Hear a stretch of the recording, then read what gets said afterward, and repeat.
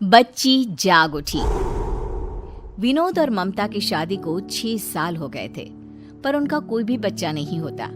विनोद एक बिल्डर था और काम के सिलसिले में उसे एक दिन शहर से दूर एक नए घर में शिफ्ट होना पड़ता है, जहां आसपास बस जंगल ही जंगल होता है।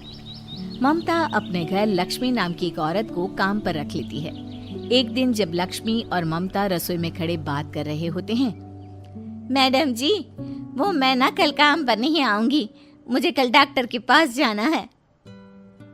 डॉक्टर के पास? सब ठीक तो है ना? वो मैडम जी, मैं क्या बताऊं, मेरे पहले ही 4 बच्चे हैं और अब मैं फिर से माँ बनने वाली हूँ।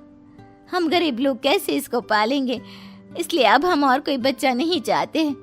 अरे कैसी बात कर रही हो लक्ष्मी, अगर तुम्हें ये बच्चा नहीं चाहिए तो ये बच्चा तुम मुझे दे देना। ये सब तो मजाक की बात है मैडम जी। अरे मजाक नहीं कर रही हूँ मैं लक्ष्मी, मैं सच कह रही हूँ। आप मेरे बच्चे की परवरिश करोगे, इससे अच्छी क्या बात होगी मैडम जी। देखते देखते वक्त गुजर जाता है और एक रात लक्ष्मी एक बेटी को जन्म देती है। लक्ष्मी सुबह होते ही अपनी प्यारी सी बेटी ममता को देने आ जाती है।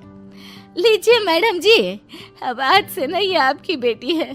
मैं अब घर से काम पर नहीं आऊंगी क्योंकि कुछ महीनों के लिए अपनी माँ के पास गांव जा रही हूँ।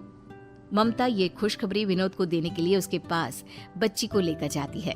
ये देखो विनोद, हमारी बेटी लक्ष्मी को बेटी हुई है और वो आज अपनी बेटी हमें देकर अपने गांव चली गई। बेटी? लक्ष्मी को बेटी हुई है? पर मुझे तो बेटा चाहिए था। इसको तो मैं जान से मार दूंगा। चलो इसे मुझे दो। नहीं विनोद, ऐसी बातें मत करो। विनोद को उस बच्ची पर जरा भी तरस नहीं आता और वो गला दबाकर उसे मार डालता है। उसके बाद वो उसे घर के पीछे एक गड्ढा खोदकर उसमें दफना देता है। कुछ दिन बीत जाते हैं, पर फिर एक रात घर के पीछे एक कुत्ता बुरी तरह से भौंकने लगता है। अब क्या इस कुत्ते की माँ मर गई है जो ऐसे रो रो कर शोर मचा रहा है? उसे तो मैं चुप नहीं करा सकती, पर तुम क्यों कुत्ते से भी ज्यादा शोर मचा रहे हो? चुपचाप सो जाओ ना और मुझे भी सोने दो। कुत्ता उसी जगह भौंक रहा होता है जहां विनोद ने उस बच्ची को दफनाया होता है। अचानक से वहां जमीन फटने लगती है और उसमें पड़ी बच्ची को देखकर कुत्ता जोर जोर से भौंकने लगता है। मरी हुई बच्ची की आंख खुल जाती है। मैं जाग गई मम्मी, मैं जाग गई पापा, मैं आ रही हूँ आपके पास अपनी मौत का बदला लेने।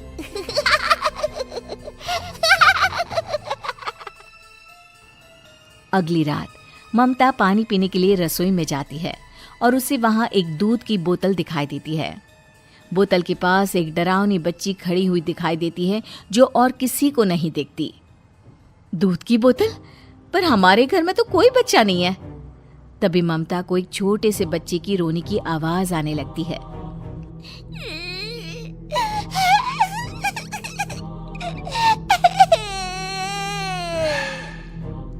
वो डरावनी बच्ची कोने में रो रही थी, पर वो ममता को दिख नहीं रही। अब ये बच्चे की रोने की आवाज कहाँ से आ रही है? यहाँ तो कोई दिख भी नहीं रहा। ममता पहले इधर उधर देखती है, फिर वो खिड़की के बाहर झांकती है, पर वहां भी कोई नहीं होता। फिर अचानक से ममता के पीछे से किसी हंसते हुए बच्चे के भागने की आवाज आती है।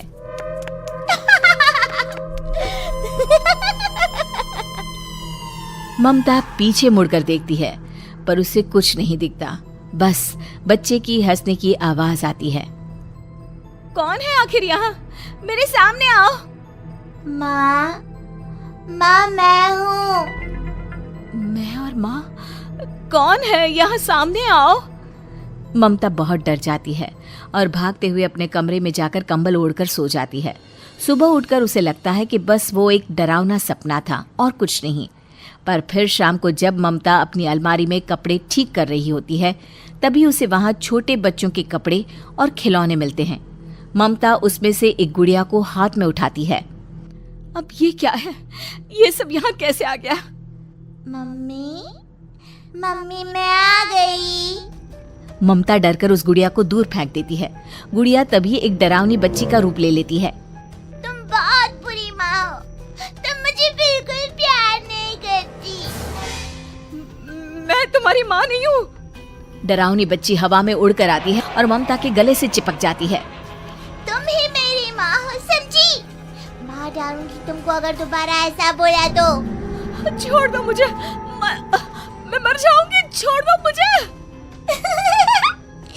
जा रही हूँ माँ, पर मैं घर में वापस जरूर आऊंगी। वो डरावनी बच्ची हवा से उड़ती हुई खिड़की के बाहर निकल जाती है और गायब हो जाती है। हे भगवान, ये सब क्या था? ये क्या हो रहा है? ममता सारी बात विनोद को बताती है, पर विनोद उस पर यकीन नहीं करता। ममता के दिमाग में हर वक्त वही सब चलता रहता है। फिर अगले दिन जब विनोद बगीचे में घूम रहा होता है तो उसे वो जगह खुदी हुई मिलती है जहां उसने उस बच्ची को दफनाया था। अरे, ये जगह किसने खोद दी? कहीं किसी को मेरा सच तो पता नहीं चल गया? विनोद अंदर गड्ढे में देखता है तो वहां से वो बच्ची गायब है। ममता, ममता, जल्दी आओ। क्या हुआ? क्यों शोर मचा रहे हो?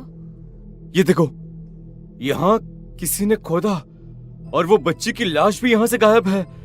हे भगवान, कुछ दिनों से इस घर में सब अजीब अजीब चीजें हो रही है। बस कुछ दिन का काम और बचा है, फिर तो हम सब इस मनहूस जगह से हमेशा हमेशा के लिए चले जाएंगे। तभी वो डरावनी बच्ची उन दोनों के सामने आकर खड़ी हो जाती है। किसी को नहीं जाने दूंगी मैं यहाँ से। मैंने बोला था ना यहाँ कोई है, तुमने मेरी बात नहीं मानी। हाँ ममता, पर अब हम क्या करें? अब कुछ नहीं कर पाओगे। अब तो तुम दोनों को मैं अपने साथ ले जाऊंगी और फिर मैं हमेशा अपने मम्मी पापा के साथ रहूंगी। आखिर तुम कौन हो? क्यों तुम हमें अपने माँ बाप बताती हो? क्योंकि मैं वही बच्ची हूँ जिसे तुमने मार कर यहाँ दफना दिया था। अब मैं भी तुम दोनों को मार कर इसी जगह दफनाऊंगी। हाँ, हमें माफ कर दो, छोड़ दो हमें, छोड़ दो। आपने मुझे क्यों मार दिया पापा? आपने भी मुझे नहीं बचाया मम्मी। ऐसा क्यों किया? मेरी क्या गलती थी? यही कि मैं लड़की थी। नहीं बेटा, मैं तुमसे बहुत प्यार करती थी, सच में। मैं बस तुम्हें बचा नहीं पाई, मुझे माफ कर दो। नहीं करूंगी, किसी को माफ नहीं करूंगी, मार डालूंगी सबको। वो डरावनी बच्ची विनोद और ममता दोनों का गला पकड़कर हवा में उड़ा देती है। दोनों का दम घुटने लगता है, पर तभी अचानक वो बच्ची दोनों को छोड़ देती है और आग में जलकर राख हो जाती है। फिर ममता और विनोद की नजर वहां खड़ी लक्ष्मी पर पड़ती है, जो किसी छोटे से बच्चे के कपड़े जला रही होती है। लक्ष्मी, तुम कब आई और ये सब क्या कर रही हो? मैं 4 दिन पहले ही गांव से वापस आ गई और आते ही सबसे पहले अपनी बेटी को देखने आई, पर इस घर की नौकरानी ने बताया कि इस घर में तो कोई बच्ची है ही नहीं और ना कभी उसने किसी बच्चे के बारे में सुना। आप लोग भी उस वक्त घर पर नहीं थे कि मैं आपसे पूछती। मुझे कुछ ठीक नहीं लगा और जब मैं वापस जाने लगी तो मैंने पीछे बगीचे में अपनी बच्ची के गले में पड़े लॉकेट को आधा जमीन में दबा हुआ देखा। मैं तब से तुम लोगों पर नजर रखे हुए हूँ और मुझे सब पता चल गया कि मेरी बेटी मर चुकी है और अब उसकी आत्मा तुम लोगों को कैसे परेशान कर रही है।